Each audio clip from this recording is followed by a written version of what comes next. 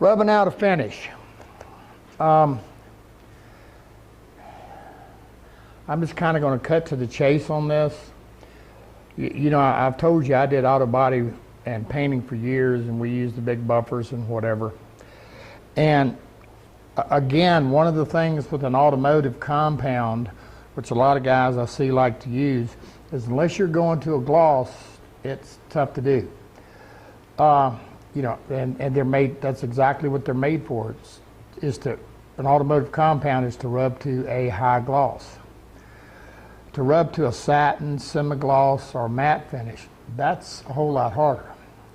Now, for years, everybody's used 4/0 steel wool and wax. It does okay. But you still see those steel wool scratches, and I don't care for it. I like a clean, crisp finish. That simple.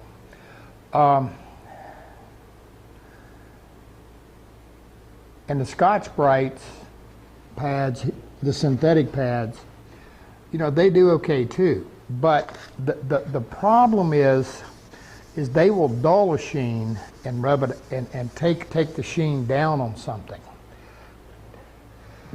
See this little bit here? This is the white, this is the very fine. If I use coarser, then of course you can see where it's abrading the surface.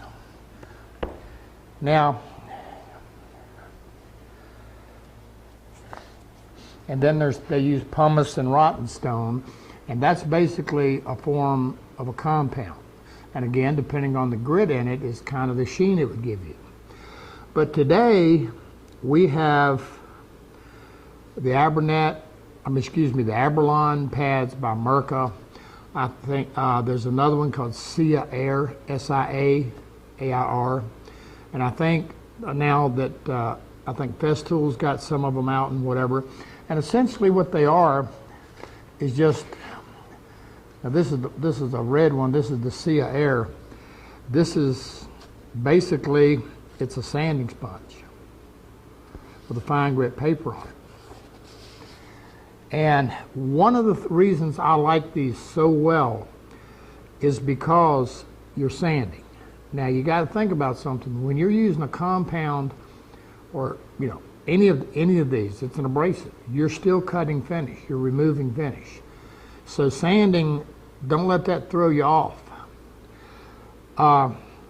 With that said, one of the things when you go to rub a finish is you got to have something there to rub. You know, if you've done an oil finish and you've got 3 or 4 coats on there, wiped on, you don't have anything there really to rub.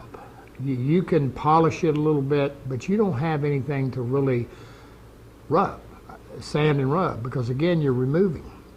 Now, what we have here, this piece of MDF, this is the one that we painted using a latex paint, and then we came back and we put several coats of a water-based finish on it. I think I put 2 coats on it, scuffing in between, and then I came back and I put 2 coats on it, 2 good wet coats on it, back to back, meaning I let one set up a little bit, enough it was tacky, and I put another one on. Now the reason for that is a water-based finish can do what's called ghosting.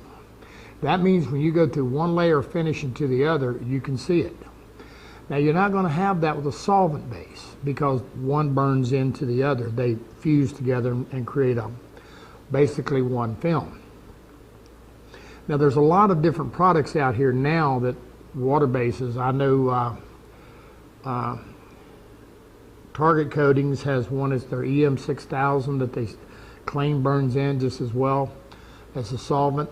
And some of your oil modified water bases. And like General Finishes EnduroVard, and Minwax has got one, and several of them do. But anyway, the point being is that you got to have something there, and it's got to be dry and cured. If it's not dry and cured, then what happens is when you rub it, it really doesn't, you can get a gloss on it, but as the solvents continue to evaporate out, or the finish continues to cure, the finish will dull back. If you rub a solvent base, depending too quickly, You can also see on top of it, you'll see little teeny, kind of look like shiny spots will show up. This is called solvent pop. It's where solvent's still coming out of it. So again, the bottom line to it is, number one, make sure you got enough on there to finish, to rub, and number two, let it cure. What does cure mean? You know, typically, week, 10 days seems to be kind of the norm. Now, what I've got here, now this piece has got, and it's going to be hard to see on camera, but we've got lumps and bumps and brush marks and all kind of stuff in here. This is obviously done to be an extreme. And the bumps and whatever's just trash in it. Now that said, one of the issues, again, with steel wool or one of the Scotch-Brites or something like that, or a sponge, is that if you've got a bump, it's just going to ride over it. It'll dull it, but it's not going to cut it level. So what I have here is I have some silicon carbide wet dry sandpaper and a 600 grit. That's a little aggressive, but I got kind of a nasty board here. And what I've got here is just a little bit of soapy water. And the soap's just a lubricant. And I got a little sanding block. And all I'm going to do is, let's just call it, we're grading this. All we're doing is sanding this to where it's flat. Hold on, let me get a squeegee real quick. All right, with my squeegee, this is just a plastic squeegee. I can see when I'm level. It doesn't take a lot usually.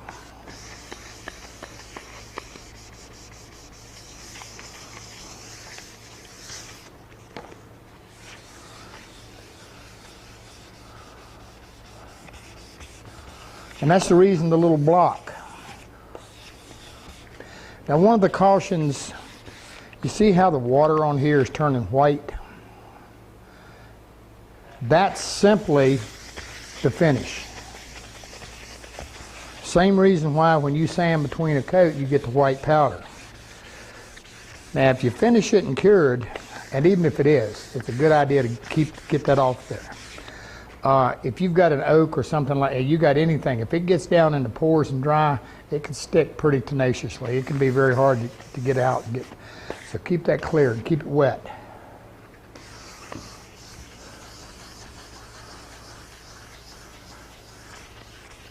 Doesn't matter, don't have to go with grain or anything like that. I just need to get it flat.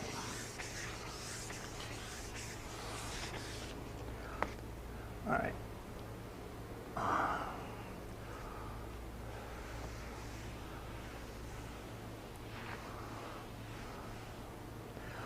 All right, and now to help myself out a little bit and not have to rub so much, what I'm going to do,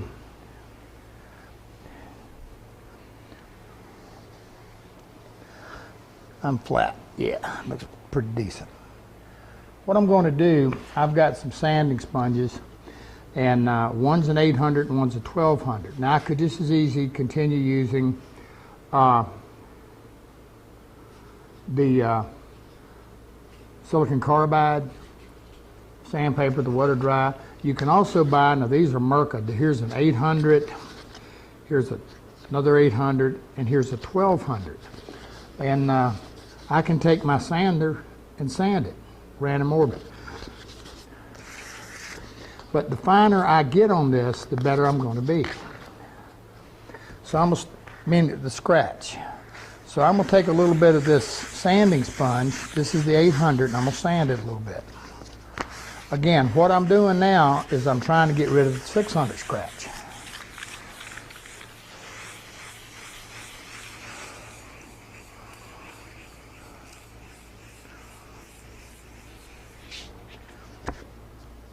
Matter of fact, let me get a random orbit up here and show you this. We'll do that. All right.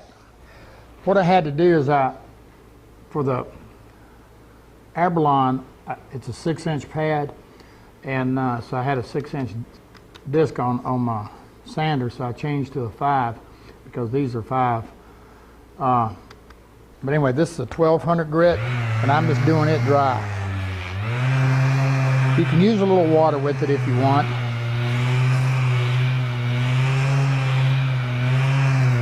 This speeds the process up a little bit.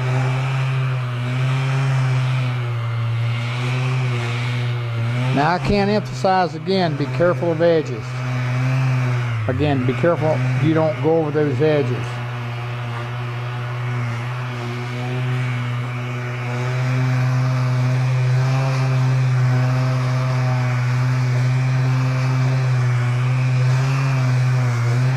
And you know, while I'm at it, let me tell you something.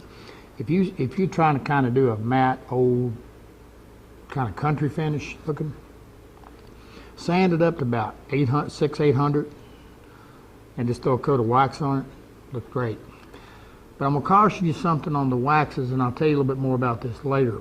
You really, I know it's done every day, but you really don't want to use a lot of wax on a new finish, because it kind of slows the cure of the finish down and whatever. But there's products that'll help you with that. I'll show you in a little bit.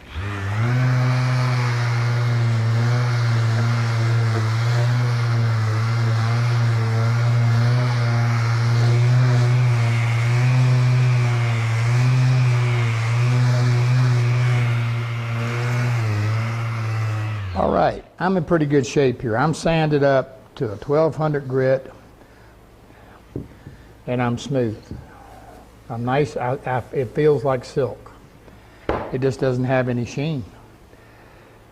Okay, now I'm going to switch back. I'm going to switch this pad back to a 6-inch because I'm going to go to the Aberlons.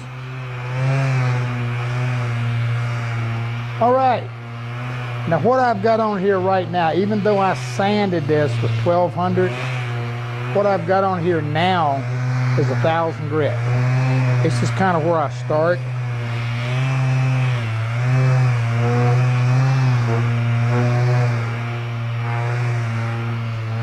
And this will give you kind of an old, dull, matte sheen. And where you see me wiping it, that's just the dust. If you wipe this off nicely, you've got a clean finish without any swirls or anything.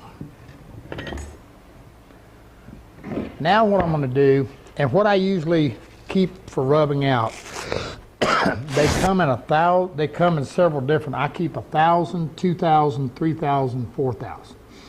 And to understand that, this 1,000 is your matte sheen. Then a 2,000 is kind of the low end of a satin. Then a 3,000 is kind of a high end of a satin or semi-gloss.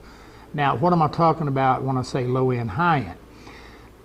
You know, if you rub it with a 2,000 grit pad and it's not quite shiny enough for you, simply rub it a little bit more with some 3. And if you want to go further, you can.